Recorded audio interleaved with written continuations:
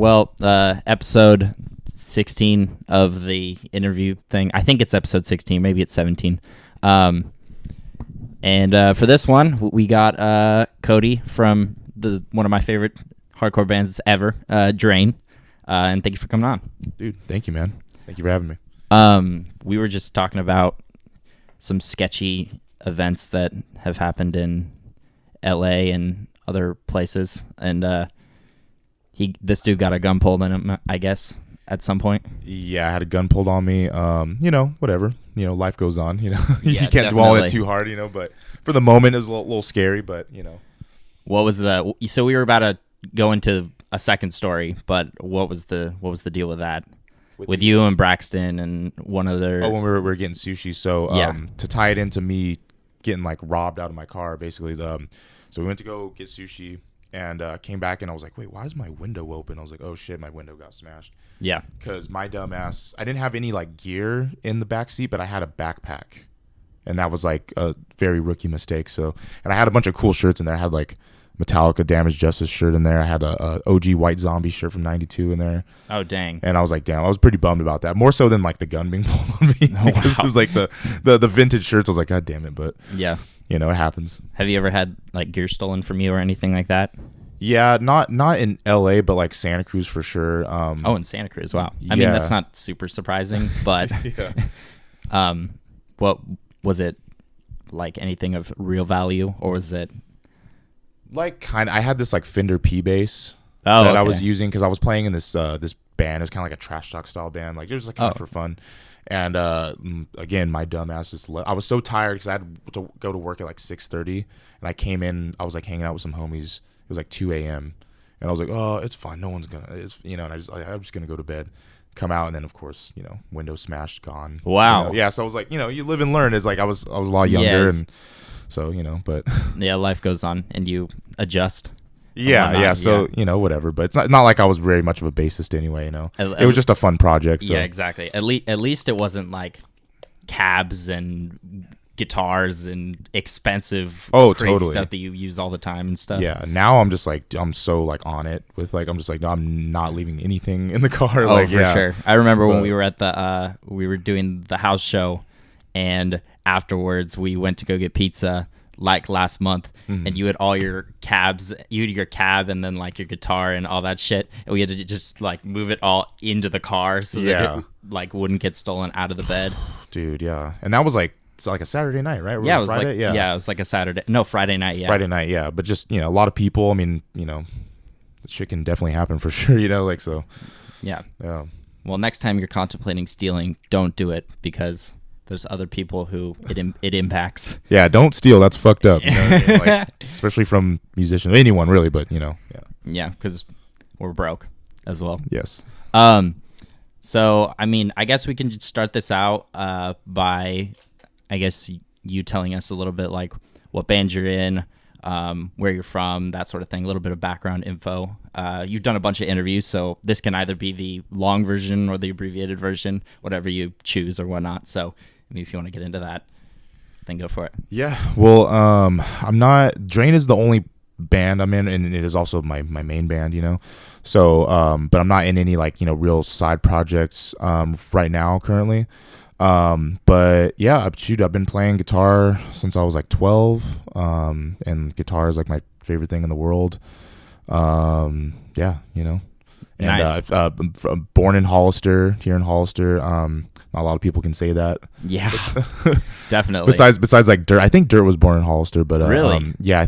For sure he like lived here for like quite a while. But yeah, other than him, like I don't really know too many other people from Hollister. But I grew up in Salinas most of my life though, up until I was like 21, 22, and then But yeah, is Salinas a city?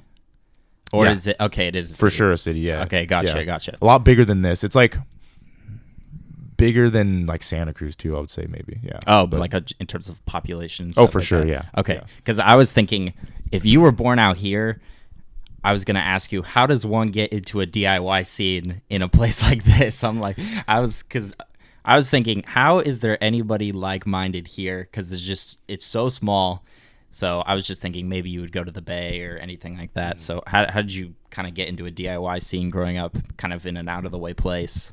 Well, shit. I mean, like, I discovered like when did I discover like just like rock music? Like maybe when I was like 12 or something. Mm-hmm. You know, because I started off with hip hop. Like hip hop was like my favorite influence. genre. Yeah, you know, it was like I was a kid. Like 'cause my aunt was in high school at the time.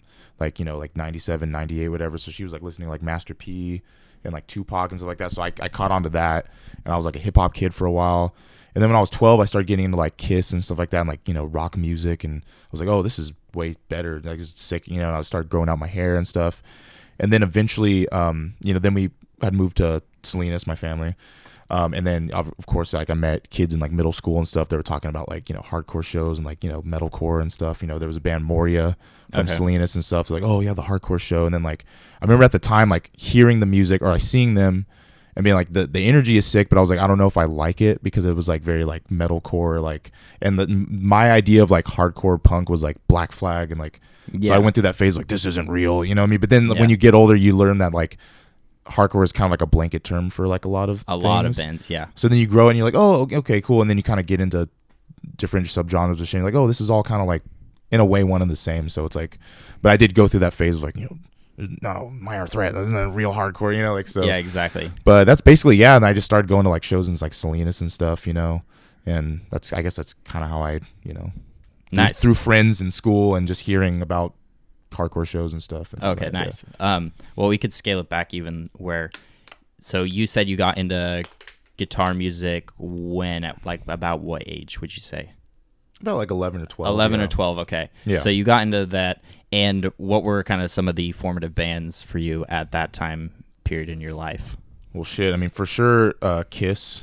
Okay. I remember seeing, I must have seen like a music video or something on TV, and I just remember seeing Ace Frehley, you know, with like he has a spaceman makeup, and he's like just playing a solo with his little Gibson Les Paul. I was like, dude, that's like, yeah. As a kid, I was like, that's sick because he's like he's all dressed up and shit. Yeah, it's like, you know, I think that's, you know, great marketing on their end. You know, it's very appealing to a kid. It's like, yo, it's like a superhero, but he's playing rock music. You know, yeah, like exactly. They all were. So I was like, damn, that's really cool. So I was like very obsessed with Kiss. Like that's like all I listened to. Like I had Kiss greatest hits. Like I had like a little CD player. Mm-hmm. You know what I mean? And so like that, and then I mean, obviously like all the typical, like, you know, Eddie Van Halen. I was really into like Rush, Alex Lifeson, you know what I mean? Yeah, definitely. You know, then I started getting like heavy, like Metallica and like Kirk Hammett, obviously James Hetfield, you know? Yeah. Started getting a little heavier, graduating from just like rock to like just getting to the more extreme stuff, yeah. Yeah, so you were saying that you picked up the guitar almost like at the exact same time as you were picking up heavy music. Oh, for sure, yeah. Did that, what band was it for you, or what was the factor that led you to picking up a guitar and going, hey, I want to play guitar, rather than just listen to it as well? Like I said, it's like a combination of, you know, seeing Kiss and stuff like that and being like, yo, I want to do that. And then also my cousin Sarah, at the time, like I would go over to like her house, and in her room she'd have like Green Day posters, and like she would have like, you know, like Black Sabbath posters. And I remember like as a kid I was like, damn, like that's really cool, like, you know. And I'd always want to go in her room and see what she's doing. And she always like, she had like guitars on the wall and stuff.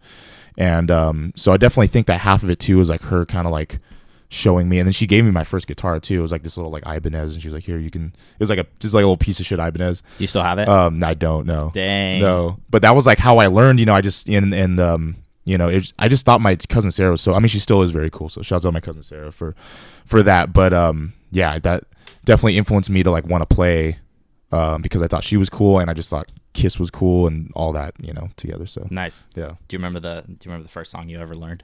Ace of Spades, Motorhead. Ace of Spades, really? Yeah, that just like ding ding, yeah, just like ding ding ding ding ding. Yeah, that's kind of advanced for someone who's just picking up a guitar. Because I remember when I first picked up a guitar, I was learning "Smoke on the Water," like the very basic abbreviated 0350365, like just that. I could not even have fathomed doing the So that's pretty crazy that you were picking that up right from the beginning. Were you playing it well, or were you kind of just not really? I thought I was playing well. You know, like when you're a kid and you kind of like place like a single note version of like what the riff actually, or a single string version of what the song actually is. Like, oh yeah, that's sick. You know, before you like learn power chords or whatever. And so that was kind of it for me. Yeah, but did you play? Were you playing that on an acoustic guitar, or were you playing it like straight to electric? No, so the thing is, like, she gave me the Ibanez and it was electric guitars, like, but I didn't have like an amp at the time. Oh, okay, yeah, that's right. You know, so I was just playing. I was basically playing it acoustically, just in my room. Yeah, you know what I mean. And I didn't have an amp for a while, which is crazy. Just because couldn't really like afford it like that. You know. Yeah, of course. But I think in a way, thinking about it now, I feel like that kind of helped me get like my strength with like picking up, because I feel like in order to like hear it, I had to like play really hard, Yeah, definitely. So that's kind of cool to think about. I don't know. Yeah. Nice. Do you remember the first time you plugged into an amp and heard that glorious distortion? I don't know if I remember that like the exact moment, but I mean, definitely remember just being in my room like once I got an amp. I remember I had like a Line 6 Spider 3, like a 15-watt amp or something, and I remember putting it on the extreme channel and just playing and just for hours in my room. You're like, just my God, I sound like my idols. Yeah, dude. And then I remember the first pedal I got was a death metal pedal, the Boss pedal. Yeah. And I was like, dude, this is like insane. Like it just like sounded so crazy. I didn't know how to like work it. I just plugged it in. I didn't know what I was doing with the knobs, but it sounded like nuts. It was like, I was like, whoa. Yeah, exactly. Yeah. So when did you figure out that, hey, I'm actually getting a little bit better at guitar and I'm learning, I don't know, maybe harder songs, or I'm starting to write my own music? Like, when was that turning point for you? Well, I mean, like I said, I kind of just started. I would just kind of like hit the strings until like I kind of figured it out. And also, this was around the time when like YouTube was kind of like becoming a thing. Like it'd probably been out for like a couple years or something. So maybe a year or two. But I would go on YouTube and just look up like how to play like Metallica like Battery or something. And I would kind of like, or I would watch like live videos and kind of see like what they were doing, trying to like figure it out. And then I would also go to like, Guitar Center, or like there was Wise Music in Salinas, and they had like the paperback like tab books of like all the Metallica albums. So I'd buy those, and then I would just figure it out, and stuff. So that's like when I started to get better, is like when I started like learning Metallica songs and stuff, and started like was able to like keep up with James like down picking. And that's basically how I learned how to down pick, just from playing Metallica songs. Just copying him, just doing all that, like just Seek and Destroy, just Yeah. So how would you say that? What would you say your biggest advice is to someone now getting into guitar music and starting to play? What would you say your biggest advice is in terms of getting better at the instrument? Would you say it was learning things that you like, or other things that you feel like you wish you had picked up along the way that you now know? Yeah, I mean, well, because the thing is, like, I wish that I focused more on like learning how to do more like lead stuff when I was a kid, because I just focused on like the rhythm aspects, like the riffing part. Yeah. Which is sick, but it's like, I definitely learned how to like solo more as like time went on. Like my early 20s, like that's when I started focusing on that more. So I wish I would have paid more attention to that. But I mean, I feel like it's good to like learn other people's styles and stuff to kind of like create your own in a way. Yeah. You know what I mean? And I guess that's what I did with like James's style, was like the down picking shit and just I don't know. I mean, you definitely got to be like just really dedicated to it. You got to really want to learn how to play, and that means like just spending summers in your room, just like stick with it. Yeah. So yeah, that was crazy. I just remember doing that as a kid. And all my friends were like playing outside and going to like fucking, like youth of camps or events or whatever. Yeah. I was just learning Metallica songs like in my room, sick. like with the door locked and stuff, That's rad. Yeah. So you kind of mentioned getting into the DIY scene in Salinas, correct? Mm-hmm. So from there, did you immediately start playing in bands, or were you going to shows just for a little while and then picked up going into bands and stuff like that? So what was your kind of origin story with getting into different bands and stuff like that? I would basically like just playing in them, I should say. Sure. Yeah, basically just I would like catch shows like every once in a while, and like the first band I was in was called the Barones, and it was like a like a power pop style, like kind of like Cheap Trick, Okay, nice. like style band. Like that was like the first band I played in, but it wasn't on guitar, it was on drums. So I started playing drums Okay. like 2 years after I or started playing guitar. So I was Okay. like 14 when I started playing drums, and there was like a cool minute in my life where I thought that drums was like more of my calling than guitar. Oh shit. Because then like my friends in high school were like, oh, like we have this band. I was like, dude, like I'm down, Yeah. I didn't necessarily like the music because I was like, I've always just been like a metalhead, like kind of like hardcore punk kid, you know what I mean? I just wanted like aggressive music, and that wasn't, but I just played because I just It's fun. wanted to play. Yeah, and I played my first show when I was 15 in Salinas at Carlitos' venue. For all you guys out there that might know that. But it was cool, and yeah, so I started. That was my first band, but for a second I was just kind of just going to shows and stuff, and yeah, and then I would say my actual first hardcore band was my band called Gardens. Which, okay. Most of you might have seen that in my bio or whatever. And I've been Gardens. I joined Gardens in 2012, like late 2012, but we never exactly broke up, so we're still like Technically a thing. We just haven't played a show since like early 2019. So whenever people ask me about it, I'm like, oh, I refer to it as like, oh, my old band, but like I shouldn't really say that because we never exactly like broke up. We're actually like thinking of coming back and doing some shit. So, sick. I'm very stoked on that. So, but I got to dust off the drumming shit, but The cobwebs. yeah, Nice. cobwebs. Yeah. Was drumming kind of a thing because of harder music, or is that like a hip hop thing? Because I know you make beats too. So has that helped you with like making beats and stuff like that? And maybe, I don't know.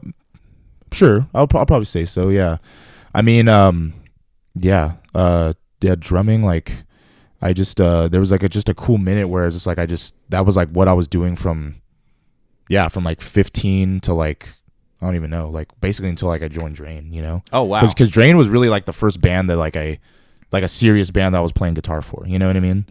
Okay. So like, So you must be pretty good at drums.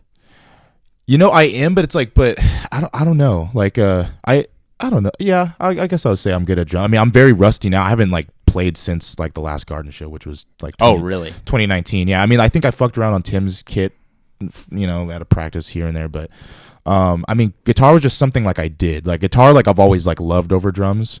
Okay. But I just never had an opportunity to like join a band because there was never anybody like looking for like a guitarist like that. Everyone needs rhythm section people, bassists and drummers for sure. Yeah, and I just kind of like, just Everyone's got a guitarist. Exactly, yeah. So there was never really like an opportunity, and I didn't really like look at it like that. But until Drain, then that's when that kind of happened, But Nice. yeah. So obviously this is a story that's pretty old at this point, but if you want to tell the long or abbreviated version of your Drain origin story, you can, I don't know, get into that. Sure. The long version or the short version, whatever you want. Sure. Yeah.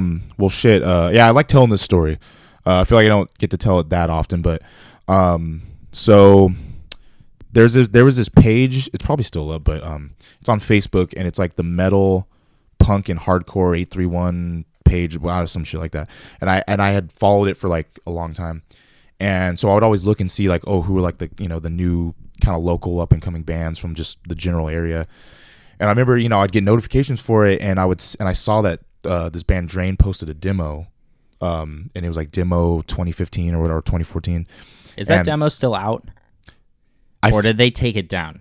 I think Sammy might have took it down. I feel like I remember him saying something about him taking it down, but yeah, yeah, but it might still be up. I don't know, but I feel like it might be taken down. But yeah, I saw that, and I was like, damn, this is like interesting, because I remember seeing Sammy was on the front of it, and he's just like, I was like a live photo of him doing like vocals. I think he had like he might have like a Municipal Waste shirt on or something in the photo.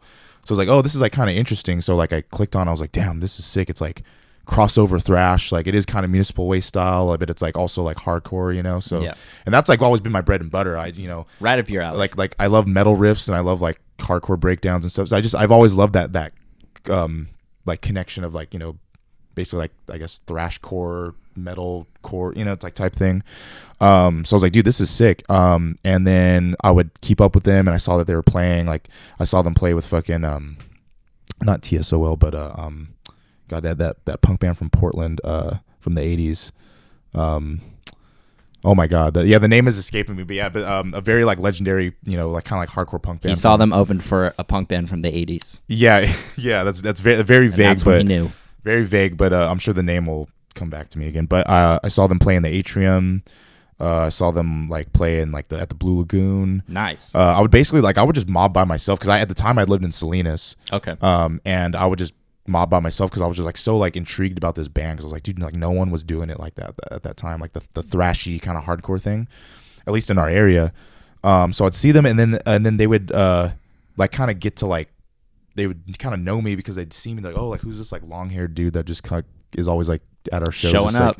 just showing up. And then I think I officially met Sammy when he saw my Gardens play in Santa Cruz. We opened up for ACX DC at sick. the 418, RIP the 418, but it was ACX DC. Fuck, who else was on there?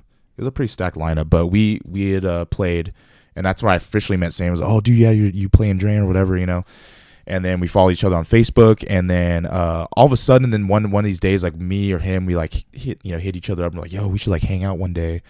And then I was like, for sure. And then I remember like, we just went and like got drunk in Santa Cruz, whatever, and before Sammy was straight edge. Yeah, this is way long in the early days before Sammy was straight edge. But had a good time, spent the night at Sammy's house, and yeah, and then eventually it was just like, yo, you should just play bass, or actually before that, Downpresser played in Salinas.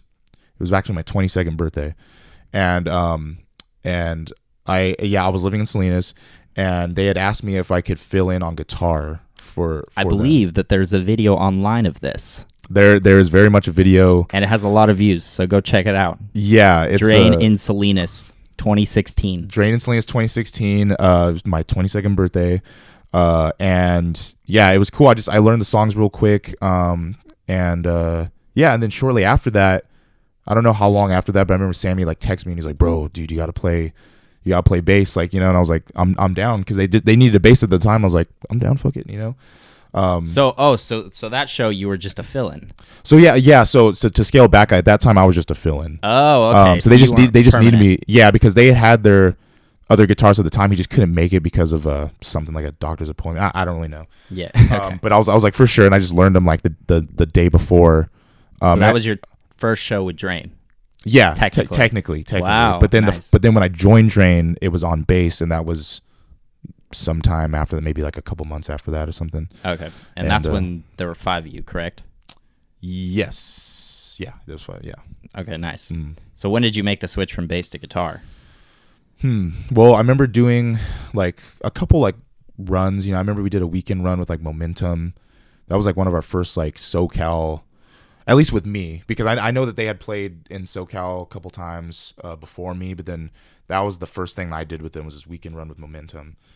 And did a couple more things like here and there, and eventually they had parted ways with their guitarist, and they're like, dude, and they knew that like I played guitar mainly, like that was like my main instrument, so they're like, yo, you should just play, I mean, because and I was like, I'm down. Like that's like what I wanted to do like originally, Nice. Because I would like pitch riffs, for them sometimes, because I just like on the side and stuff, like if you guys want to use this, whatever. But so that was like what I wanted to do. I was like, yes, like I've been wanting to play guitar like in a band like this, Nice. So is every release that Drain has out now, are those all your riffs, or were there early releases not you? So basically, okay, so Overthinking, I was not on Overthinking. I did not record with that. The first thing I recorded was Time Enough at Last, which is the 4-song EP, the blue one. Yeah. But those also weren't my riffs, because like Tim had written all those like prior. Oh, okay. So when I joined, he was like, oh, we got these, and I was like, okay, cool. So I learned them. So the first stuff that I really started like writing for was like the promo, which was like for California Cursed, right? Which was California Cursed and Army of One, the 2-song promo. And wow, that's insane. Yeah, so yeah, that was cool, and that's when I started to like throw in my stuff, because like it's funny, I feel like a lot of people don't know, but like Tim wrote the beginning like intro riff to California Curse, like the so he wrote that, and then I took the rest of the song and then kind of completed it. Okay. And then Army of One, our old bassist Justin, he wrote the little so that was nice. That was me. That was him, and then I took the rest of the song and kind of built it around. So that's when I started writing, and then it wasn't until California Curse where I just basically wrote everything. Yeah. Nice. Wow. So your debut album with Drain was California Cursed. Basically, yeah. I mean, obviously aside because Army of One, obviously was on there. California Curse was on there. Yeah, but pretty much all the rest of the songs were just all me. So nice. Yeah. Wow. That's a bitchin' album for sure. Oh man, thank you. Well, thank you, bro. All the riffs on there, front to back, is some of my favorite shit. Dude, thank you, man. That's awesome. So I was wondering if you had any stories from early Drain tours where you were going, why the fuck am I doing this? This sucks. Yeah, I feel like there's a lot of instances where we all experienced that. Shit, man. I mean, like stories. I just, okay, yeah, I got one. So there was, I don't know why we were on the road for what it was. I don't know who we were in support for, but we were in like the outskirts of like Vegas or somewhere weird. It was like somewhere in like maybe the outskirts of Arizona, or like just in the desert. Just basically like in the most desolate, and it was really rough. I think the whole tour we just slept in the van, like. You know what I mean? Because we were just broke. Like we couldn't afford like anything. You know what I mean? Like we just basically. And what we had done was we took my old mattress and because the van that we had, there was like a big open space in the middle, so we were able to fit we're like, oh, why don't we just get this mattress and like fit it in there? But like we like cut a part of it so it would fit, and so it was like, oh, so we can have this thing so we can like lay down in it, So we were like trying to be smart about it, whatever. But it got really gross really fast, because we're all just like, it's like we haven't showered in a few days, dudes, just dudes in the van, so that was getting kind of gross, and then obviously it was the summertime, we're in the desert wherever the fuck we are, and I remember waking up, so we parked at this like weird gas station in the middle of nowhere, and I remember waking up and I just like the sun is just beating like on my face, and I'm like on this mattress and I'm like already sweating. And I'm like kind of like, oh, fuck. Like, like I couldn't speak because like it was just so like, I'd never been that like sun bleached in my entire life. You know what I mean? Like, and I got up and I was like just so shocked. 'Cause I remember we had like driven through the night, Yeah. And I just remember getting up and I was just like so disoriented. And I was like trying to find my shoes. Like, dude, it was all bad. And I remember walking into the gas station, and mind you, this was like maybe like 7 a.m, and the sun was just out, Hammering.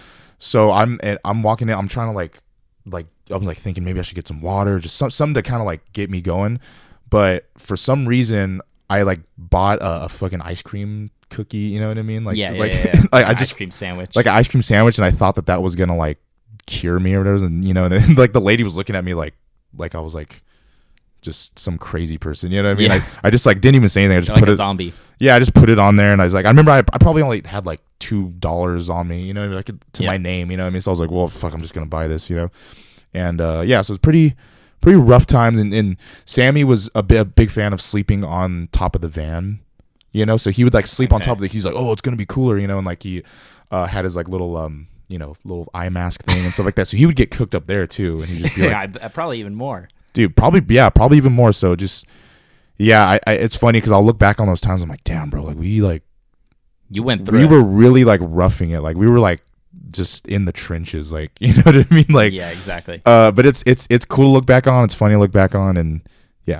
thankfully you'll probably never have to do that ever again. Yeah, hopefully not. Yeah, but at least with Drain, you guys are on the up and up. Yeah, for sure. Maybe Gardens. We might have to. Yeah, for old time's sake, because Gardens, shit, we roughed it too, man. Oh, really? For sure, yeah. But you never saw that light at the end of the tunnel, I assume, like you did with Drain.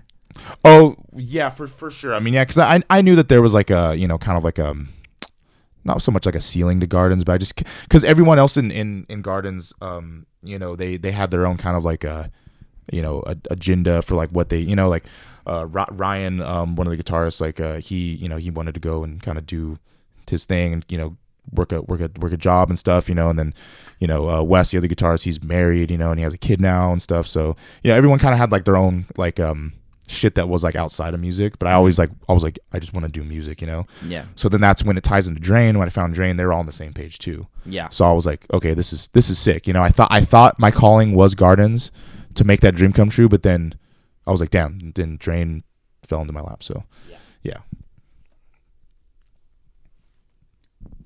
Sorry, I'm just fixing the fucking computer and shit, the technology. Oh yeah. Damn technology, man. Yeah, shit, exactly. Shit dude. crazy. It's the worst.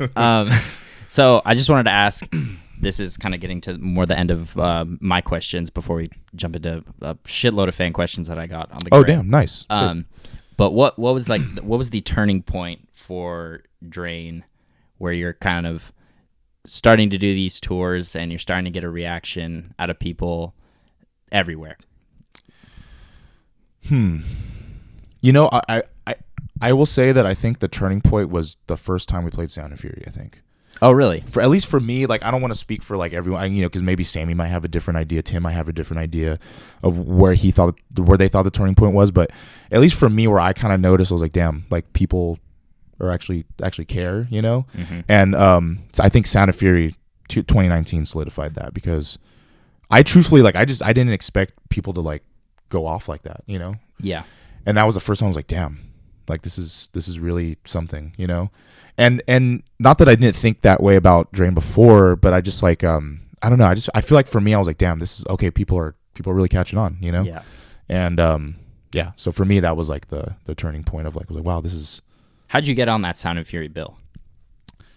I don't remember. I think they just asked us. They just asked you? Okay. Yeah, I'm almost positive. So you were notorious enough at that point where they were like, oh, okay, Drain, yeah, we'll hit him up. For sure, yeah, sure, you know, and I'm trying to remember when we found out. I remember like we had saw like the flyer, maybe when the flyer was announced, we just saw our name like on the you know, the flyer, and we're just like, dude, like we just couldn't believe it, you know what I mean? We're like, dude, this is, you know, sick, because we had been going to Sound and Fury as a band since like 2017, 2016 or something like that. So we would just go, and we were like, dude, like one of these days, you know, I hope, you know, because like, you know, and of course, like I grew up like watching like, you know, like the Ceremony, like Sound and Fury, like Ceremony, This Is Hardcore, you know what I mean? Just like watching like all those like cool fests and stuff. I was like, damn, hopefully one day I get to like, you know, or like the Brace Sport, Sound and Fury, you know, Trash Talk. And I was like, dude, one of these days. And then sure enough, you know, and I was like, damn, this is fucking like the sickest thing ever, you know. So and then you fucking headlined the last one, and then there's that too. So it's like that. That's just like a whole nother step up. Yeah. So that was also pretty crazy, man. You know, that was very very very grateful for that opportunity. You know, shouts out Sound and Fury, everyone involved. You know, that was shout out. That was really really cool. And very something to look back on and be like, damn, you know. So. That wasn't the biggest crowd you played to, or was it? Because you played Outbreak in Europe, and that was maybe bigger. That's the thing, because people have been saying that. I don't really know, because like you know, the crowds were so big, they kind of look, they're just big crowds, you know. So like I don't really know. It's like I heard that like Outbreak was, I don't know, Sound and Fury was like what, like 6. I thought it was like 5. Like 5, and I for some reason I heard that Outbreak was like maybe like 7 or so. I don't know. I could be totally wrong on that, but yeah, I don't know. Either Sound and Fury or Outbreak, but those are for sure the two like biggest, I would say, you know, that we've ever played to. So which one was better? you know, I want to say like, I mean, I equally like really enjoyed them. I will say, I think, because sometimes for me, what makes a show is like, you know, my performance, which, you know, and I think, you know, everyone else in Drain can, you know, feel me on that one. I feel like I performed better at Outbreak. Okay. You know, I feel like I was hitting the dime squeals really well. Like I was hitting all like my little lead parts well and stuff like, and not to say that I wasn't hitting them well at Sound and Fury, but I feel like I could have moved around more at Sound and Fury. Okay. But I think that like, I kind of couldn't, because there was just so much like stage activity. There was a lot of people up there. Yeah, which is like, you know, I look at that and I'm like, okay, it's like, but like what, like I said, you know, because like I'm very like, you know, I have my wireless now, so I like to move, I like to do like the Scotty and stomp, and I like to like go from side to side, but I feel like I didn't get to do that a lot, so therefore Outbreak was a little better for me because I moved around more, and I thought just my performance and everything was just better. But nice. But equally, both shows were fucking insane, sick, and amazing. Yeah, nice. So you guys went to Europe for the first time last summer, or this last summer? Yeah, and July, Something like that. Something like that. Yeah. So how was your first European tour? Dude, I've heard stories from certain people where their first European tours suck, and some of them are awesome because they're out of the country. So what was your experience like with going to Europe for the first time? You know, it was definitely very, very sick. It was definitely very positive. I mean, like, because like I said, you know, we'd never really been to Europe, or at least I haven't. So like, I didn't know what to think. I just heard like stories from like, you know, friends and like other bands that have been there, and of course we've heard like the horror stories, and stuff. But yeah, you know, we went, and it was I mean, the plane ride sucked ass. Like that was God. Like did all your gear make it? Yeah. Yes. Yeah. Because I heard some bands' gear didn't make it. With Yes. flights and stuff like that. So yours made it okay. Yes, but I'm sure you're aware on the way back though. Like not to jump through the story, but on the way back did not make it. Mine and Tim's shit. But we'll get into that. God. But yeah, everything was chilling, and I think the first where did we go? It was not Frankfurt. It was Stuttgart, Germany. Okay, nice. And I remember we pulled up, and it was like very like I was like, damn, like we're in Germany. Like this is crazy. Yeah. You know what I mean? It's just like, but it was very cool because I really enjoyed. I mean, most of the shows were in Germany, and I really enjoyed Germany a lot. I just feel like I don't know, everyone out there was just super nice, and just like I just remember being in Stuttgart, you know, the first day, and I was like, damn, like this really gives me like LA vibes. You know what I mean? Like I felt like I was in like, I don't know, like I was like Silver Lake or something. You know what I mean? Like it had that like vibe. Like everyone was like dressed nice and like taking selfies. I was like, damn, this is crazy. Yeah, the shows were really cool. I really enjoyed Poland was really cool. There was like a lot of cool kids out there. Shouts out Poland. Shout out. And really enjoyed London a lot. Obviously Manchester Outbreak and stuff. The UK was just really cool. Yeah, man, it was a good time, you know. And I didn't, like I said, I didn't know what to expect. I didn't know if like people were not even gonna like fuck with us out there, you know, just because like we just never been. But very positive reactions. And I'm also a big fan of the festival circuit out there, which obviously, as a kid, you know, I used to watch like, you know, fucking Walk-In Festival 06, you know, like Cannibal, you know, like shit that. Seeing like all, you know, even like, you know, the what is it? Not is it Donington or is it no? Probably Donington. Donington or fucking you know, with like, you know, Biohazard and like Sepultura and like Madball playing. Yeah, that was Donington, I believe. Okay. Oh no, it's Pink Pop.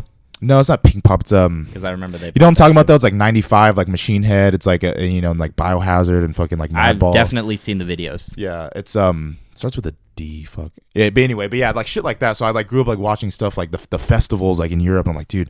So finally getting to play the festivals was really cool. Full Force Fest in Ferropolis, Germany. That was like one of my favorites. You know, it was like Suicide Silence was playing, like Bull for My Valentine, fucking like all these like, you know, big ass bands. Yeah, like all these goated bands and stuff. And yeah, it was really, really, really cool. So the festival circuit, I'm a huge fan of. We had great reactions at like every single festival we played, which I was very surprised. And yeah, shouts out Europe and the UK. Like I can't wait to go back. That shit was really fun. That's awesome. Yeah. So what happened when you came back? So you lost your stuff, I guess. So basically, so we were supposed to fly out of Belgium because the last show was Yperfest in Belgium. Mm-hmm. I'm supposed to fly out. The custom line, was fucking up the ass crazy. There was like 1 million people. So a lot of, not only us, but a lot of other people missed their flights. Oh. So because the line for customs was just insane. So it was like, dude, we like ran to the terminal. Like, oh, it took off like 5 minutes ago. You know what I mean? So we were just like, what the fuck? So then we talked to the people and like, oh yeah, we'll book you, you know, another flight for tomorrow for free. And we're like, okay, cool. I mean, that's kind of unfortunate, but whatever. They're like, yeah, but it's out of Amsterdam. So you got to take like the trolley or whatever the fuck. You got to take the trolley to Amsterdam tomorrow at 2 p.m. So that means we had to like stay overnight in the airport in Amsterdam. But it was cool because we got to go to Amsterdam and check that out. But then we slept. And then, so, you know, we made sure it was like, okay, so like, is our shit on the first flight, is it like going to make it back? I'm like, oh, for sure. Yeah, you know. So, because the one that they gave us from Amsterdam to San Francisco was just like a direct. Because the original one was like, it was like a connecting flight type thing. Okay, gotcha. So like, oh yeah, for sure, all your stuff is gonna make it back, you know, whatever. Sure enough, you know, we get to SFO, we're fucking rough, you know, we've been on a fucking 12-hour flight, whatever. Yeah. get to SFO, we talk to the guy, and he's on his computer, and he's like, oh, seems like it's still in London. And we're just like, you gotta be fucking kidding me. You know what I mean? And it was Tim's cymbal case, and it was my Jack's, my Dinky, my Great White. And, you know, I had just gotten that, you know? Yeah. And I was like really scared because I was like, damn, like Jackson just sent me this fucking guitar and now I don't have it. And we also had to play This Is Hardcore.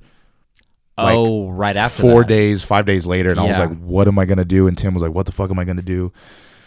Yeah. So wow, that was pretty whack. But to wrap that little part up, it eventually came like, I don't know. We played This Is Hardcore. Shouts out Ridge from Life's Question, Pantry. Like he let me use his Charvel. And so I did that, and then like a few months later, then it finally showed up on a few months our doorstep, and I was like, okay, bet, yeah, cool. Wow, so, yeah, that's so scary, man. Just not knowing where your very expensive stuff is and whatnot. Oh yeah, and yeah, that's dude, just we were pissed, man. I was like, God damn it, but exactly. You know, it worked out. Yeah, it worked out. It worked out. That's good. So the last thing I wanted to ask was new music, new anything that coming down the pipeline that you could maybe talk about or anything like that? Yeah, I can, or give like kind of a tentative timeline, or what's happening with the new stuff with Drain. I can't really say too much, unfortunately, but I will say that, like, I mean, new album next year. Yeah, I will say like maybe like, you know, a little early next year, maybe like, you know, on the cusp of summertime, you know, like beginning. That's all I can really say. But yeah, you know, so, you know, we got stuff brewing right now, you know, and stuff. It's a lot of like, you know, that rollout of stuff. So, but I can't really. So stuff's happening. Stuff's happening, you know, and we're getting into that era of like, you know, the album rollout and stuff, whatever. So, so yeah, but that's all I can really. So new music soon though. Soon, yeah. Sooner I would rather say than later. Sooner rather than later for sure. Yeah. So that's good. Yeah. Awesome, man. Well, we can get into some of these fan questions now. I got hell yeah, man. Probably the most I've gotten for any person that's come on this thing. Dude, that's awesome, man. Yeah. So that's pretty sick. That's really cool. So I guess we'll get it started with when will Drain come to San Jose? Oh shit. Well, fuck. When was the last time we played San Jose? I feel was like it when you went on your tour or played the X Bar? Well, oh yeah, Cupertino, but yeah, like San Jose proper. I feel like the last time we played San Jose proper was what was that damn venue? I don't even know if it's still like around, but it's the Peace and Justice Center. Oh yeah, really? I feel like that was the last time. Or was it RBS? Oh, never mind. Yeah, I'm an idiot. Yeah, RBS was the last time. Still like a year and a half ago. Right. Yeah, but yeah, I keep forgetting about that. Yeah, RBS, that was the last time I played San Jose. And before that, it must have been the Peace and Justice Center or something. But yeah, OG. But yeah, I don't know. Like I said, I don't know when, you know, because obviously, you know, we'll be doing, you know, a headliner U.S. tour next year. So it's like, I don't know if San Jose will be on that. I don't know. You know, it's kind of, we'll just have to see. But yeah, I'm not too sure on that, but. Keep an eye out. Go follow Drain on Instagram. Yeah. And you'll get all the details. Follow us, everything. You can find out all the info. You'll find out all the upcoming shows. Mm-hmm. Someone asked, there's a lot of Pantera shit on here, but there were 3 in succession. So first I'll ask you, favorite Pantera songs. Okay, well, I feel like they kind of like vary from depending on my mood, and because I feel like depending on my mood, you know, it kind of my favorite album, you know, so it's like I will say like Cowboys from Hell, like the album is definitely one of my all-time favorite Pantera albums. So like I'd probably pick a song from there. I mean, like I love Clash with Reality. I mean, Shattered is amazing. Fucking Slaughtered, that's off Far Beyond Driven. That's a great song. Dude, hell yeah. I love it. I wish I wrote that riff. It's crazy. I wish I wrote a lot of his riffs. Yeah. No, for sure. And No Good, Attack the Radical. I'm trying to like pick a couple songs from each. Like No Good, Attack the Radical. I love the riff in Hollow a lot. Shit. Yeah, I mean, I would say like a lot from Cowboys from Hell. I mean, dude, I look like Heresy, dude, Art of Shredding. I mean, but I would say like Really love Clash of Reality a lot. Psycho Holiday for sure.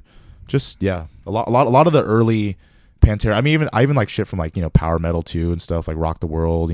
Wow. PST 88. Like I mean, I love like basically from 88, 89 to like 92 was like my favorite era of like Pantera basically. Okay. Preferably 88 to 92. Yeah. So like power metal all the way to like Vulgar. And I love Far Beyond Driven too, but I think like aesthetically too, especially 90, like Cowboys from Hell when like Dime was wearing like the tight pants with like the high top Converse and stuff, and he had the bangs and stuff like that. Aesthetically, like amazing, sick, sick ass style, look, everything, and then the riffs. Speak for themselves. For sure, yeah. Okay, someone asked your favorite Pantera album. Yeah, for sure, Cowboys from Hell, and I just like I said, I love that era, everything about that band at that time. Fucking amazing. Yeah. Nice. All right. And then to wrap up the Pantera segment here. Sick. Favorite Dimebag solo? Dude, I want to say Domination, but I feel like that's a little too easy. That's also a great solo. Yeah. I like the solo for Live in a Hole off of Vulgar Display. I'm trying to think what else too.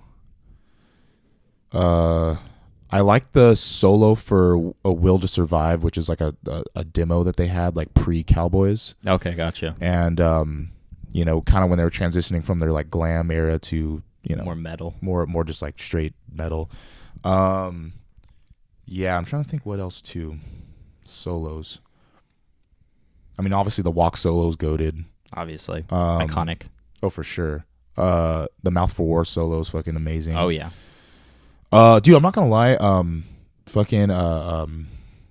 Revolution is my name. That actually might be one of my favorite solos because the music video, just seeing him just rip that, and then just with a smile on his face, having a good time. That's just like I just love that energy. Just for sure. Yeah, I for sure. Okay, to answer that question, the Revolution is my name solo is my favorite Pantera solo ever. Check it out. Yeah, for sure. Check it out. Yeah, watch the music video if you haven't. It's one of my favorites. So yeah, it all comes together for sure.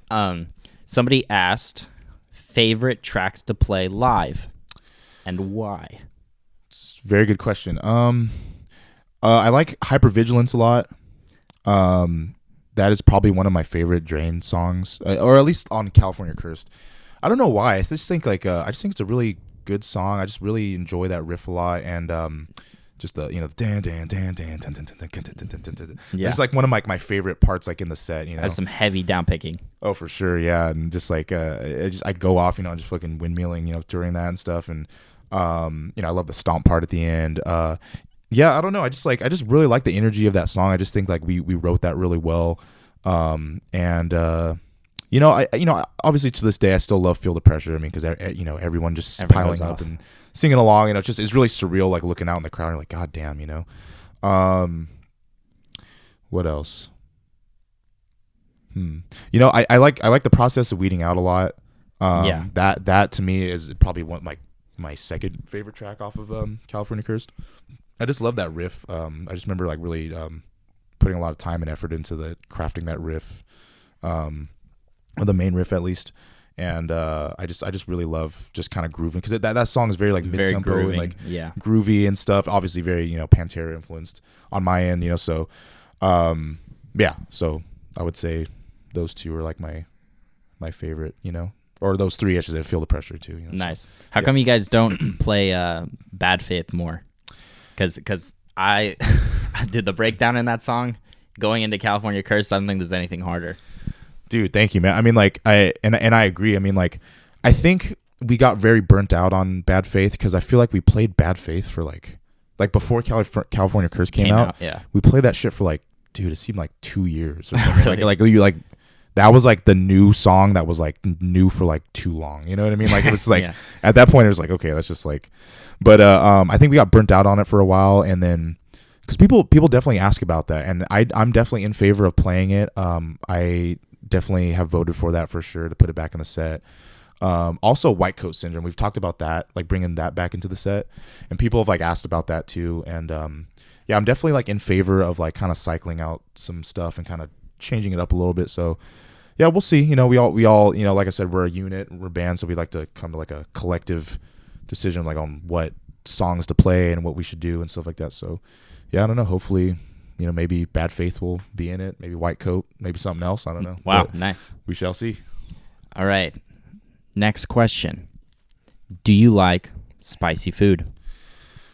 I do, but like not as much as I like, you know, regular, like non-spicy. Regular food? Yeah, I mean, like I do, but then there's sometimes where spicy food is just too much. You know what I mean? And like you're like down bad. Like I remember like when I lived in LA, I lived in like Pico Union, you know, and there was like this little Thai place. I forget what it was called, but I remember me and my roommate at the time, we went there and it was just me and him. We were eating, and I ordered some like fried rice, and I didn't realize the spice level on it. You know, like I didn't realize it was like that. Yeah. I was like, oh, it's gonna be fine, whatever. And I'm like eating it, and I'm like, dude, like there was so many tears in my eyes, like I couldn't see, like, because my roommate was like showing me something on his phone, like a meme, and I was like, I can't see like what. You know what I mean? And he was like laughing, and like the waitress was like laughing at me. I was like, dude, this is like insane. Damn. So it like definitely spice can for sure kick my ass sometimes, but I mean I do like it, you know. So Yeah. but You're not opposed to it. definitely not opposed to it. Yeah, for Yeah. sure, yeah. You just don't want it to kick your ass. I just don't want it to destroy me. Yeah. Yeah. Well, of course. Mm-hmm. Next thing, craziest thing you've seen while performing at your first shows. And first shows meaning like just anything. Let's just say in general. Doesn't mean Drain. Doesn't mean any other band. Could be early on in any project. Okay, well, Or you could just say, just in general. okay. The first thing that came to my head was a Gardens show. So, this might have been 2013, 14 or something like that. I remember we played a house show in Oakland, and I think who was on there, dude? It was like some like weird, like fucking thing. What was that goddamn band? It's like oh my god, Drug Control. Okay. Drug Control. So I remember Drug Control was on there. It was just like a bunch of like hardcore and like punk bands, whatever. We played in Oakland, and like it was like in this like top floor of like this like weird like kind of like loft area, some person's house. It was like a punk house, weird. Mm-hmm. And we're playing, and there's like all these like people moshing with like cake, like white cake with like frosting and stuff like that. Sick. And so people are like throwing the cake and stuff like that. Messy. I remember very messy. Yeah, I remember I'm like playing, and I'm like, oh shit, there's like all this like cake flying, and like all these people are moshing, but they're like slipping and falling on the cake. So then Jacob, our vocalist, he's on the mic, and he's like clean it up, like everybody clean it up, like that. And then you just see like all these like show goers just like with like these towels on their feet, and they're just like scrubbing the floor and stuff like that. He's like, no moshing until it's cleaned up, like that. And it was just like really, I was like, damn, like where the fuck are we? Like the show was really sick, but I was just like, one of those moments, man. One of those moments. And but for Drain, I don't really know. Like it's funny because people ask me like, what's the craziest thing you've seen on tour? Like what's the craziest? I feel like we see crazy shit, but I don't really like retain it. Yeah, you know what I mean. But it's like, I don't know. Like I'm just trying to think. Like for Drain, it's like I feel like I do see some like crazy shit. I mean, like I'll see people like mush mouthing sometimes. Nice. Don't mush mouth. I mean, I do what you got to do, but it's like, you know, whatever. Still. But yeah, just, you know, learn the lyrics. But yeah, but like yeah, I'll see like kids mush mouthing. I'm like, come on, bro. Like, you know? But it's funny. But yeah, just wild shit. Just kids like coming in like the shark costumes is pretty funny. And I love that shit. We all love that shit. The shark costumes, coming dressed up in like the Hawaiian shirts. Like there was bodyboarding on the crowd. Bodyboarding on the crowd. I remember we played at the Brooklyn Monarch on the headliner show. Not this past one with Neck Deep, but it was like the one before that. Yeah. And there was like a group of dudes that came in Hawaiian shirts, and they had these like Crocs on. They had these like, it was like for like swimwear and stuff. They had these like little goggles on. I was like, dude, that's sick. Like shouts out to those group of dudes, you know. But I love just seeing just people dress up for the occasion. You know? Yeah. It's really dressed fun, up for the occasion. Yeah. That's rad. All right. Next question. Mm-hmm. Favorite Metallica album and favorite track off that album. And Justice for All, and maybe Dyer's Eve, or no, yeah, maybe Dyer's Eve, or fucking maybe like Shortest Straw. Yep. There, just don't say anything else. Okay. That's dude. Yeah, that's, we'll keep it at that. Yeah. Dude, that's literally like my favorite. That's my favorite combo as well. Oh, for sure. I love Dyer's Eve because it's just like it's the last track on the album, and it's just so like just so fast. It's like dun dun. Oh yeah, dun, dun, and just dear mother, dear father. That's probably that album was probably my gateway into heavier music, from like more rock stuff over and more grungy stuff over to the more intense side of things. So yeah, you're speaking my language for sure, dude. It's and I that's my favorite era of Metallica too, because same here. Like 87, well, I shouldn't say 80, like 88 to 89 or 88 to like 90 is just like, I just think again aesthetically they looked really sick. Like James, like he started growing in the facial hair, like with his like eat fuck guitar. Yeah, he was getting a little more buff, and he just fucking like short straw, like he looked fucking tough, and they all looked like super sick, and like the guitar tone, I think, I mean obviously aside from the non-existent bass, but the guitar tone is fucking probably my favorite aside from the Black Album, and the riffs are super sick and really heavy, and there's a lot of just cool parts on there. So yeah, definitely. Somebody said, "What makes music good?" Like, maybe if it's like catchy and well written, and maybe if it's just good. Yeah, I mean, because it depends. I mean, because some people will be like, oh, like, if the musicianship is there and they're like doing crazy, like, it's like, but to me, that doesn't always mean like, good. Because like I can hear like, no diss to the genre, but I can hear like a tech death band, and I'm like, damn, they're going off with great musicians, but I'm like, dude, are the songs memorable? Like, dude, am I really rocking with it? It's like, but then you'll hear like a Nirvana song and it's like simple chords, and it's just like, and it's like, damn, this is like a catchy song. Like I can listen to this all day. So I don't know. I guess it's just like as long as the song gets your head bobbing and whatever it is, if it's technical or memorable, and just if it kind of leaves you like wanting to hear it again and again. I mean, I guess that's what makes music good. That's a great answer. Yeah, that's what I would say for sure. Yeah. So there were influences questions, so I'm gonna break it down. So it was who are your influences, and then someone said top 3 influences in life, and then somebody said top musical inspirations. So I think we'll break that down into top 3 influences in life, and then top 3 musical inspirations. Wow. Okay. My grandma Nancy for sure. Is your grandma's name Nancy? Yeah. She passed away a few years ago. That's my grandma's name as well. Nancy. Oh, dude, that's sick. My grandma Nancy. That's really sick. Yeah. Yeah, for sure. I mean, she definitely, always supported me since day one. She's like, I know you're going to become a guitarist at some point, you know what I mean? And so, I definitely hope she's watching me somewhere, wherever she's at. So, shouts out my grandma Nancy. My uncle Rob too. He was another supporter of mine. It still is. He definitely just told me from a young age, because he was very young at the time too, because he started dating my aunt, and he was like 24, 25, and I was like 12 or 13, whatever. So he would take me around and stuff. We'd play video games together, and stuff. And he was just telling me, he's like, dude, if you want to pursue being a guitarist, like just do it. You know what I mean? Like he's like just don't listen to whoever else is saying like, oh, you need to go to college and get a fucking whatever, blah blah blah. And he's like, just do it. Yeah. And he even tells me now, he's like, dude, he's like, I'm glad you like listened to what I was saying, my advice and stuff. So shouts out my uncle Rob for real. That's cool. Shit, I'm trying influences in life. I might have to like group in my mom and my dad as a whole with both things. Like my mom obviously still supportive this day, and always has been supportive. My dad has always been supportive too, but like he didn't get it at first, yeah, because he was kind of like the whole typical was like, well, I mean, are you making money yet, and stuff like that, and like, why are you going, why are you going on this thing if you're not making money, like in the early days and stuff. And but now he's seeing where the band's going. He's like, damn, he's like, I'm really proud of you and stuff. So I'm glad that I was able to win over my dad in that regard, and he's like understands. He's like, oh, he's like, you were serious about this thing you were pursuing and stuff, and I'm very glad that it's happening and stuff. So yeah, shouts out my mom and my dad. That's awesome. Yeah. And then top 3 musical inspirations. Dimebag Darrell.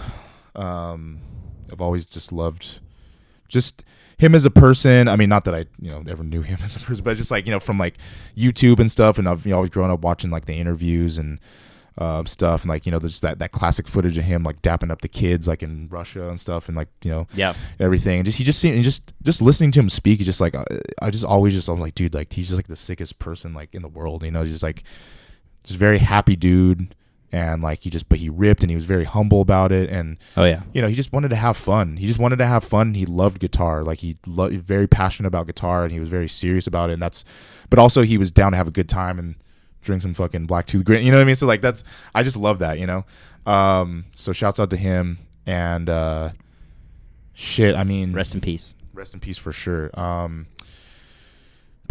Musical influences, I mean, well, obviously Ace Frehley too. He made me want to like pick up the guitar for sure.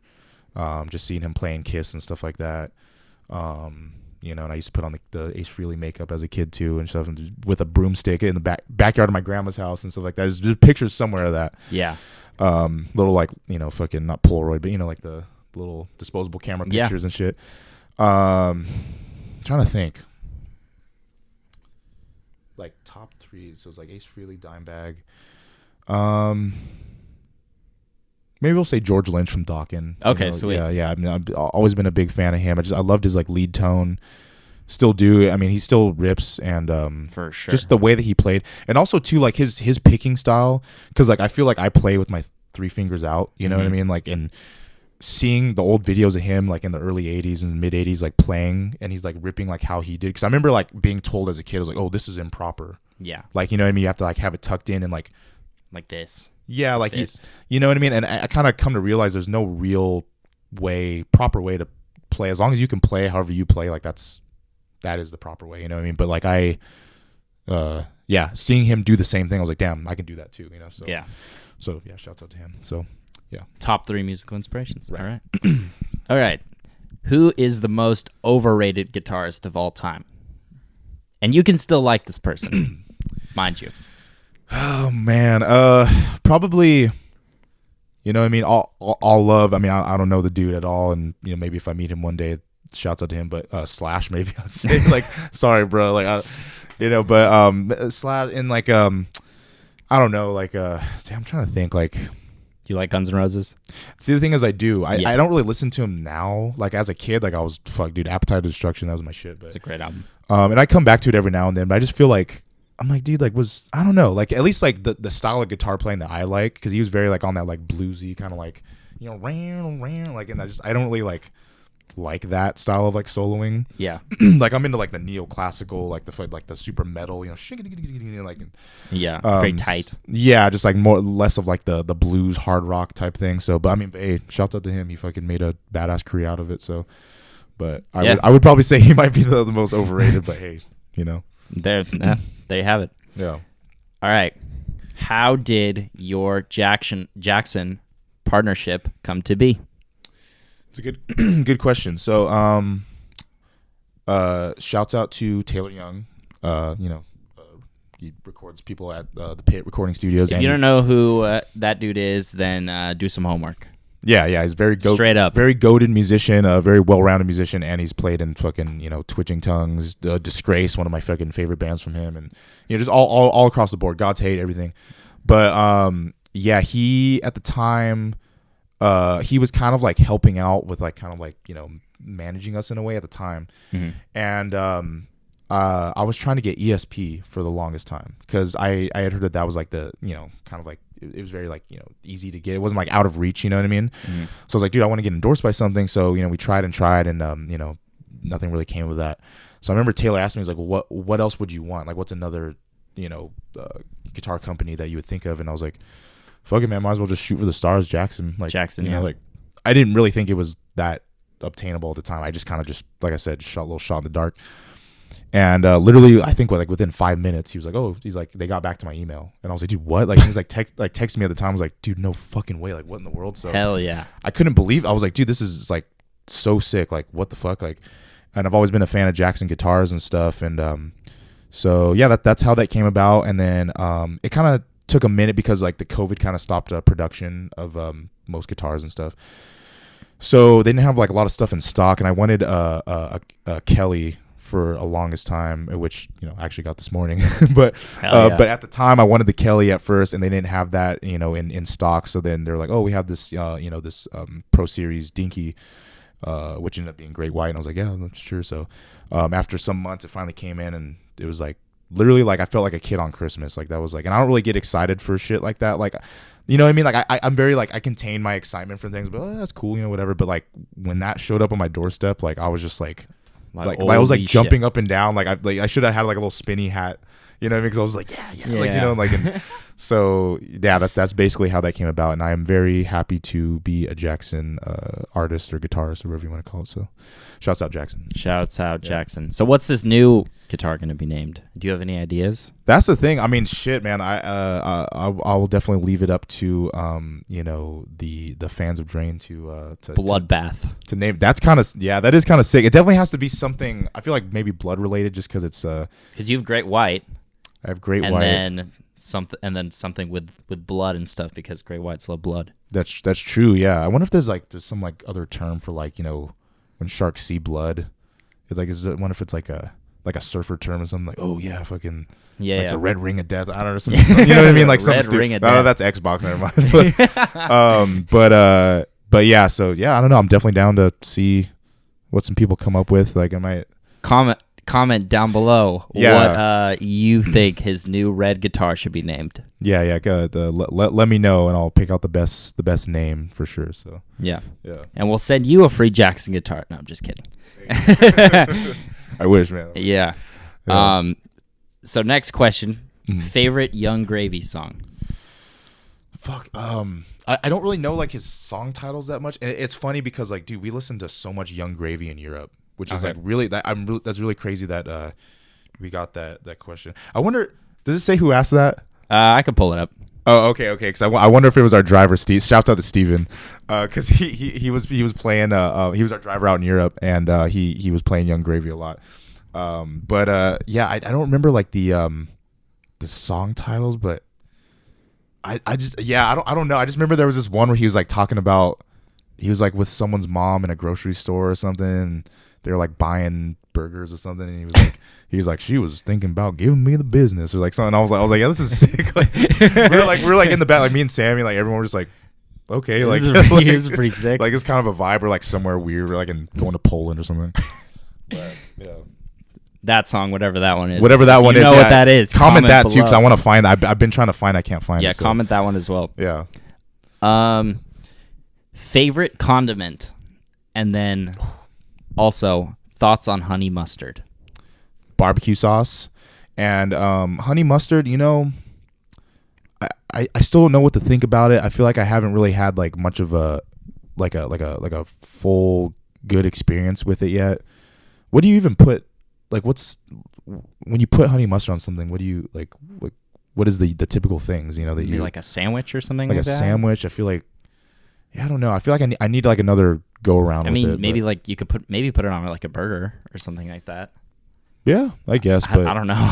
Yeah, I know. I've had hot like dog. That's true. I've had honey mustard like pretzel bits or whatever. You know how they have like those like in the stores and stuff. Like I've had that. Yeah, you're right. Actually, those are pretty. Or like the chips. The chips or the honey mustard chips, like those are good. Yeah.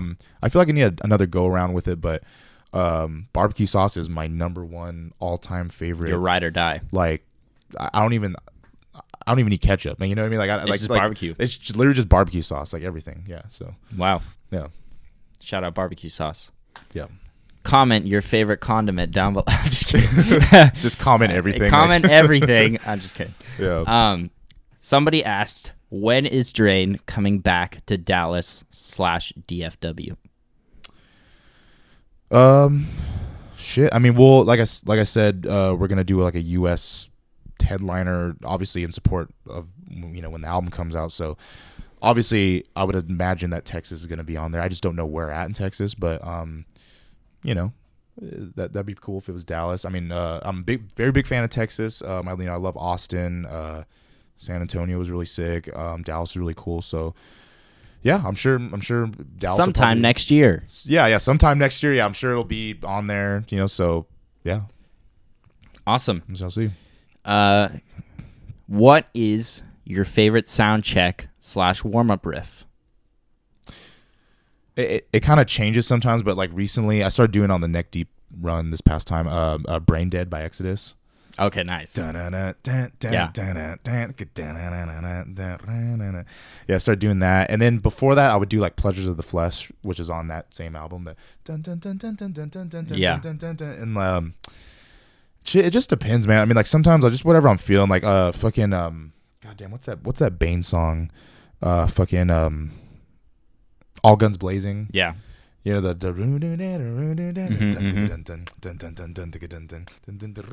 Yep. like sometimes I'll do that. Sometimes I'll do fucking Life in Shambles, Cruel Hand. Yeah. Just like a mixture of just like my favorite Different things. metal riffs and hardcore riffs, whatever and stuff. So, but in recent times, Brain Dead. That's been my shit. Okay, sweet. Yeah. Well, there's your answer. Yeah. So somebody asked, what was it like doing a versus set or a versus opening set as a drummer against a band you'd soon be the guitarist for? Wow, that's a really awesome question. Damn, I kind of forget about that. So that was in the atrium in Santa Cruz.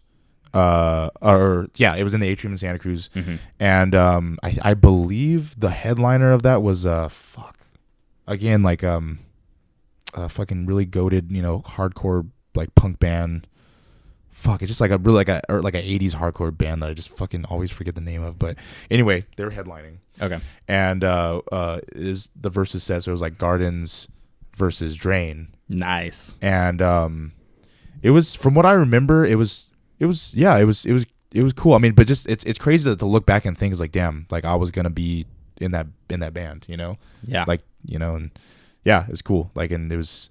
I remember it came full circle. It came full circle, and I remember like Gardens was really stoked to play with Drain. I remember Drain was really stoked to play with Gardens and stuff because it was a very, very, very mutual. Like, oh yeah, we fuck with each other, and yeah. So that was a cool little time, Little thing. Yeah, a little thing to look back on. Some historical moment, Yeah, for sure. Origin stories.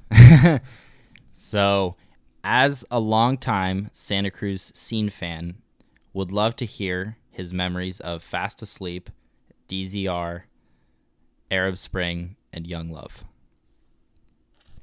Shit. Okay, from what I remember, Fast Asleep.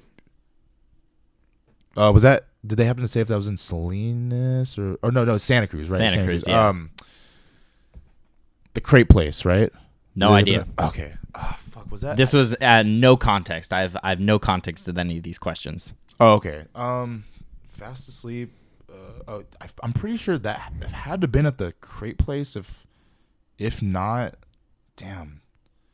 Because I've seen Fast Asleep like a lot of times. Shouts out Fast Asleep. But I think it was at the Crate Place, and if so, yeah. Because it was because Arab Spring. Yes. And shouts out Arab Spring too. But that was a fucking badass show because the Crate Place in Santa Cruz. I mean, I don't know if you've checked it out, but it's just a little. I've never been there, but I have some friends who have gone to shows there this quarter or whatever. Mm-hmm. Again, it's my first quarter up here in for sure Northern California, so haven't checked out all the spots yet. Totally. It's just like a little bar spot, and they have like little like band like like I guess like indie bands and stuff, like little, like like kind of like stoner rock bands play and stuff like that. But in this case, it was like a straight power violence show. You know what I mean? Wow. And it was really dope, and I'm glad I went. And it was just chaos. You know what I mean? There was just kids dive. I think they had like a little like piano in the corners, like kids diving off or whatever. Like just a place that you wouldn't expect to have like a show like that. Mm-hmm. And that shit was dope. Fast Asleep fucking played a really good set. Arab Spring played a really good set. Yeah. It was good times.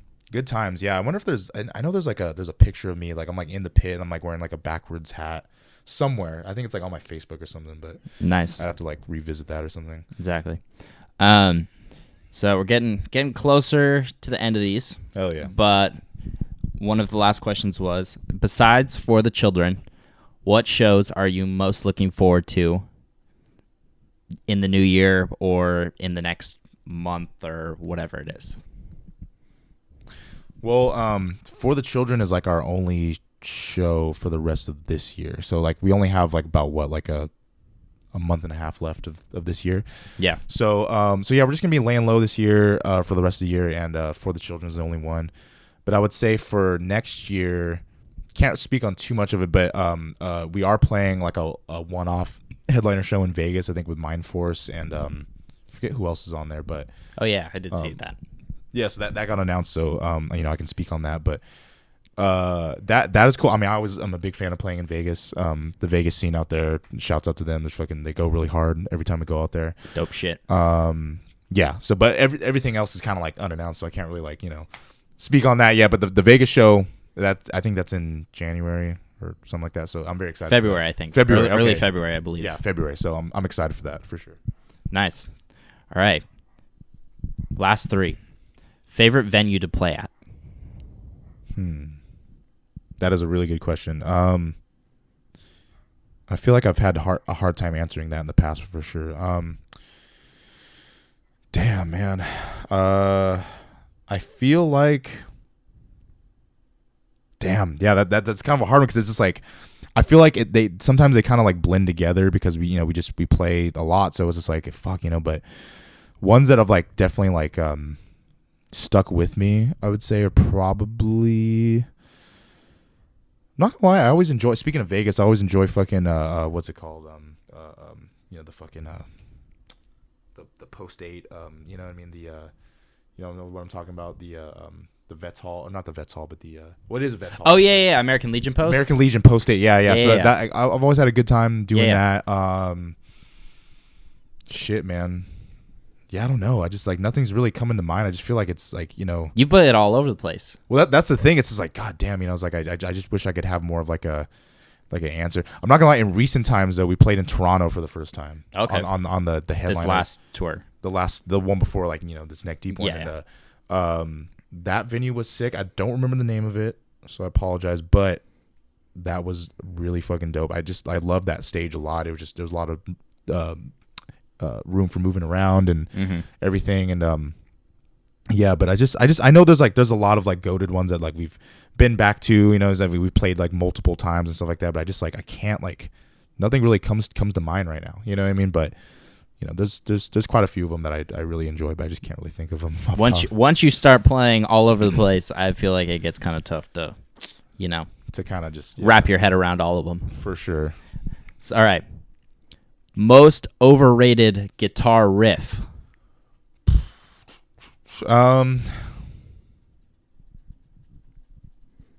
Shit, man. I don't know. I mean, I want to say Inner Sandman, but I feel like, Inner Sandman is just like, I don't know. I feel like it's kind of like been so overrated and so overplayed that it's like kind of cool now. Yeah, you know what I mean? Like if someone just like, yo, like played Inner Sandman in the car, I'd be like, dude, I remember the first time I ever heard it, I was stoked on it. Well, that's the thing. It's just like, because it's like, when you haven't heard songs for so long because they've been so overplayed, and then you hear them after like years, and you're like, damn it, I forget the song is actually really fire, like when you take away all this shit. But I mean, I know there's like, there's a lot of overrated riffs out there, but shit, man. I mean, yeah, I don't know. We'll just go with Enter Sandman right now. Enter Sandman. I know there's more out there, but I just not like Sweet Child of Mine or anything like that. I mean, I guess so. I guess that's, since Slash is the most overrated guitarist, do you think like Sweet Child of Mine is probably the most overrated guitar riff? Sure, I guess, but but also one that just came to mind, The Beautiful People, Marilyn Manson, maybe. Oh, okay. Just oh, dude, you know what? Actually, Deftones. Which one? Oh yeah. I don't know what song it is. I'm not really familiar with Deftones. They kind of missed me, still even to this day. But as a kid, for sure. But yeah, just that, whatever that riff is, that I'm just like, fuck, dude. This is like, I hear it all the time. It's like Shove It or whatever it is. Something. But also shouts out Deftones, like, they are amazing. I'm sure. Amazing, sick band. Yeah. Then the last one, before we wrap this up, well, almost. Sick. Thoughts on lunch? Yeah, I'm a big fan of. I feel like I'm more of a bigger fan of like breakfast and dinner. But okay. I mean, Me too. I'll definitely get down with some lunch. Some like chicken strips, basket, and fries. Barbecue sauce.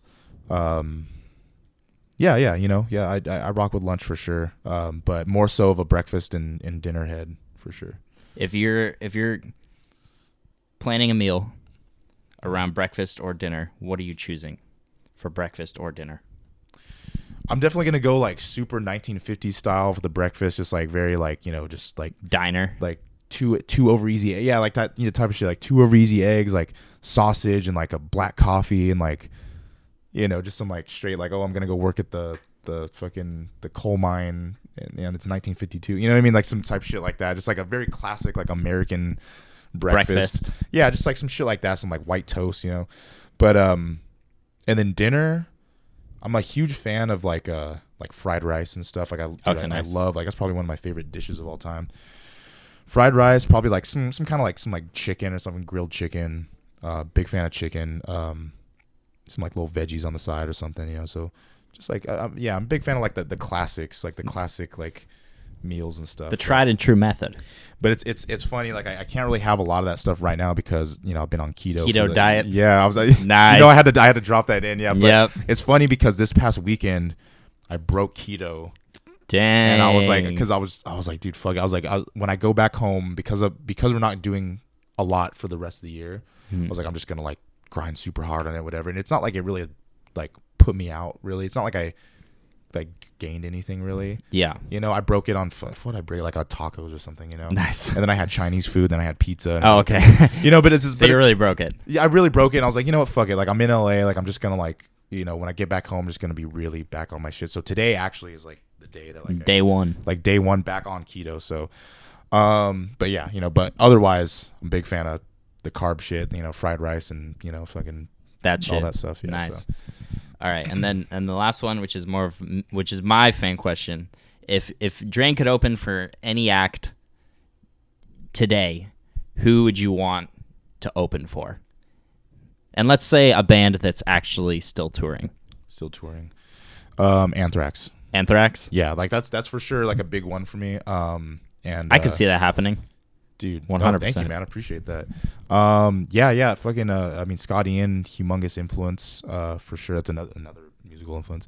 Always been a humongous fan of Anthrax. I think I can speak for everyone else in Drain too. I mean, Anthrax is very goated, and Anthrax is usually in most of our playlists and stuff, and always has been since we were kids. So, so that would definitely be one for sure. Nice. Yeah. All right.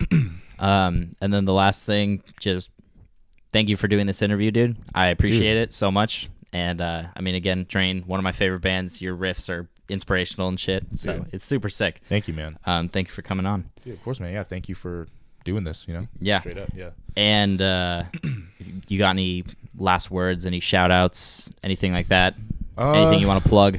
Yeah, just like, I mean, shouts out to, I shoot all the Drain fans out there. Just keep rocking with us. It's fucking dope. Like, love y'all. You guys go fucking crazy everywhere. Shit, I mean, just shouts out to all my guitar players out there. Like, shit, shouts out Greg Cerwanka, one of my favorite modern guitarists, and my homie, Take Offense, Turnstile, all that shit. Shit, yeah, I'm just, all the guitar players out there. I rock with y'all. Keep playing, keep grinding, and yeah. That's about it. Awesome. Yeah. Well, thank you, dude. Yeah. Thank you, man. All right. We out. Yeah, peace.